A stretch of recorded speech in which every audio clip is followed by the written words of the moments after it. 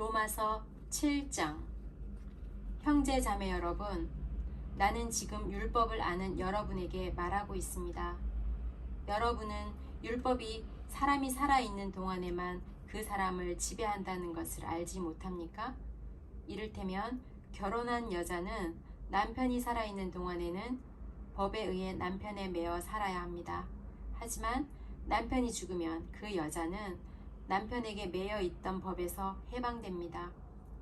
그래서 여자가 남편이 아직 살아있는데 다른 남자와 결혼하면 그 여자는 간음죄를 짓는 것이 되지만, 만일 남편이 죽으면 그 여자는 그 법에서 해방되므로 다른 남자와 결혼하더라도 간음죄를 짓는 것이 되지 않습니다.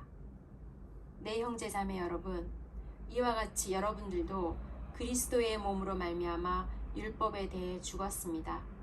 이제 여러분은 하나님께 열매를 맺기 위해 다른 분, 곧 죽은 사람들 가운데서 살아나신 그분의 사람이 되었습니다. 전에 우리가 죄의 성품에 사로잡혀 살았을 때는 율법이 우리 몸속에서 죄를 지으려는 욕망을 일으켜 죽음에 이르는 열매를 맺게 했었습니다. 그러나 이제 우리는 우리를 가둔 율법에 대해 죽고 율법으로부터 해방되었습니다. 그러므로 우리는 기록된 문자에 따라 하나님을 섬기는 것이 아니라 성령의 새로운 방법으로 하나님을 섬기는 것입니다. 그렇다면 우리가 무슨 말을 하겠습니까? 율법이 죄입니까? 절대로 그렇지 않습니다. 율법이 없었다면 나는 죄가 무엇인지 알지 못했을 것입니다. 율법이 탐내지 말라고 말하지 않았다면 나는 탐내는 것이 무엇인지 알지 못했을 것입니다. 그러나 죄는 이 계명을 이용하여 기회를 엿보아 내 속에서 온갖 탐심을 일으켰습니다.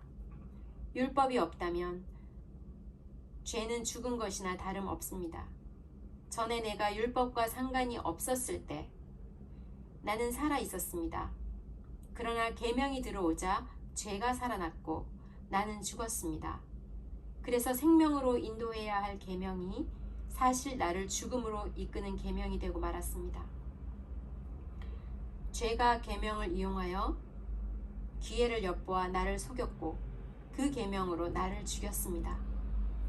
그러므로 율법은 거룩하며 계명도 거룩하고 의롭고 선합니다.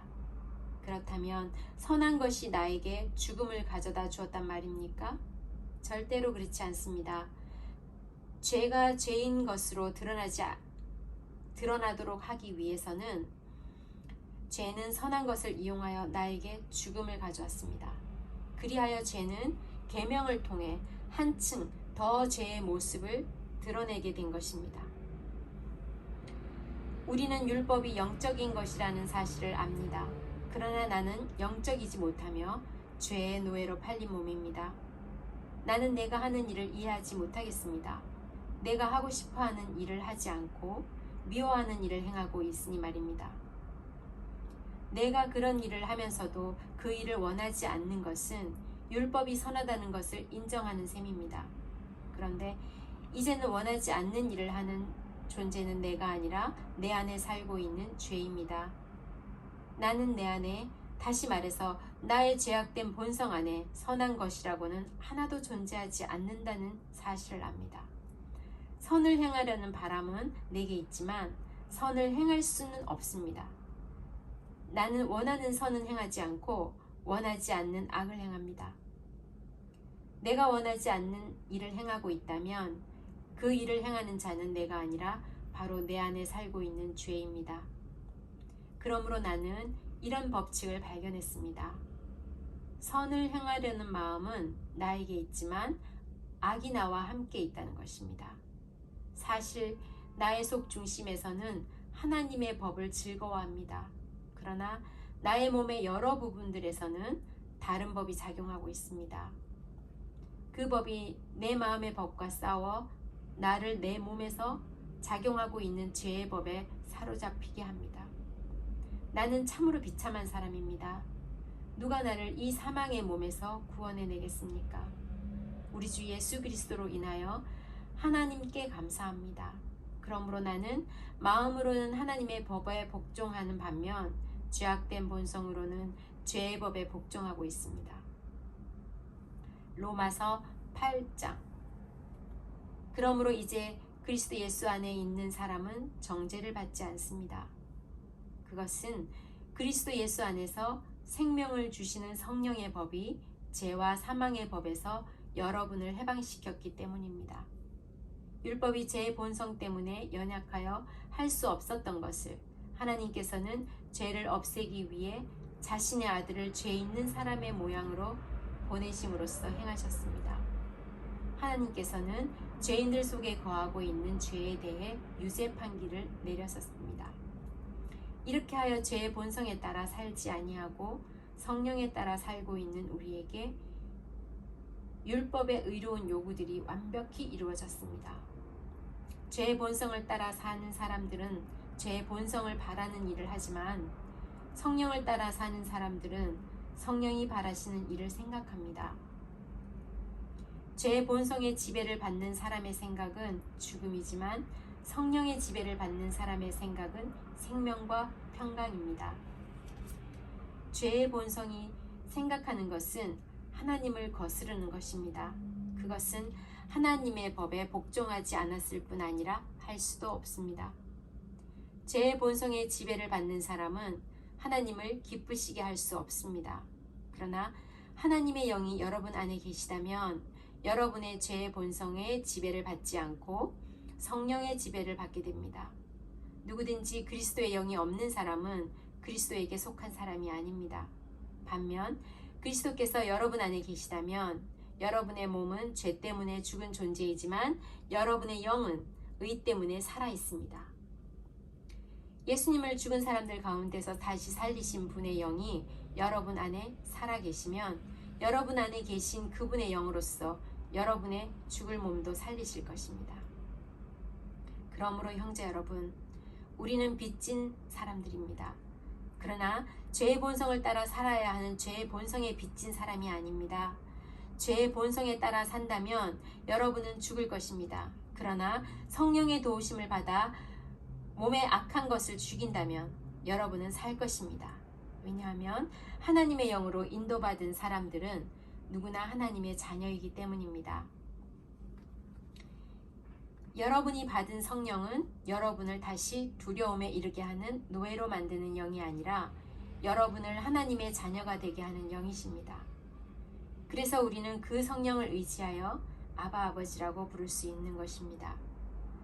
성령께서는 친히 우리의 영과 함께 우리가 하나님의 자녀라는 것을 증언합니다. 자녀라면 또한 상속자이기도 합니다. 우리는 하나님의 상속자이며 또한 그리스도와 공동의 상속자입니다.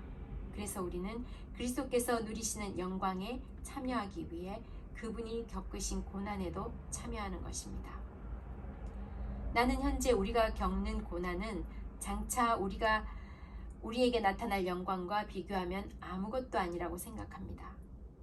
모든 피조물은 하나님의 자녀들이 나타나기만을 간절히 기다리고 있습니다. 피조물은 허무하게 되었습니다. 그렇게 된 것은 피조물이 원해서가 아니라 그렇게 하신 하나님의 뜻 때문이었습니다. 하지만 소망은 있습니다. 그것은 피조물도 썩어짐의 굴레에서 해방되어 하나님의 자녀가 누리는 영광스러운 자유에 참여하리라는 소망입니다.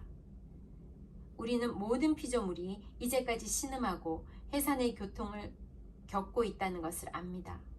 피조물만 아니라 성령의 첫 열매를 받은 우리들 자신도 속으로 신음하며 우리가 하나님의 자녀가 되는 것과 우리 몸이 구속될 것을 간절히 기다리고 있습니다. 우리는 이러한 소망으로 구원을 받았습니다. 눈에 보이는 소망은 소망이 아닙니다. 보이는 것을 소망하는 사람이 어디 있습니까?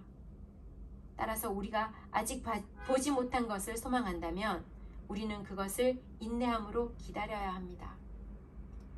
이처럼 성령께서는 우리의 약함을 도와주십니다. 우리는 무엇을 기도해야 하는지도 모르지만 성령께서는 말로 다 표현할 수 없는 간절함으로 우리를 위해 중보 기도를 하십니다. 사람의 마음을 꿰뚫어 보시는 하나님께서 성령의 생각이 무엇인지를 다 아십니다. 그것은 성령께서 하나님의 뜻에 따라 성도들을 위해 중보 기도를 하시기 때문입니다. 우리는 하나님께서 모든 일을 하나님을 사랑하는 사람, 즉 하나님의 목적을 위해 부름을 입은 사람들의 선을 위하여 하신다는 것을 알고 있습니다. 하나님께서는 전부터 아셨던 사람들을 그분의 아들과 동일한 형상을 갖도록 미리 정하시고 하나님의 아들을 많은 형제들 중에 맏아들이 되게 하셨습니다. 하나님께서는 미리 정하신 사람들을 부르셨고 부르신 사람들을 의롭다고 하셨고 의롭다고 하신 사람들을 영화롭게 하셨습니다. 이 점에 대해 우리가 무엇이라고 말할 수 있겠습니까? 하나님께서 우리 편이시라면 누가 우리를 대적하겠습니까? 자기 아들까지도 아끼지 않고 우리 모두를 위해 내어주신 분께서 그 아들과 함께 우리에게 모든 것을 은혜로 주지 않으시겠습니까? 하나님께서 택하신 사람들을 누가 고소할 수 있겠습니까? 의롭게 하신 분은 하나님이신데 누가 감히 죄가 있다고 판단하겠습니까? 죽으신 분은 그리스도 예수이십니다.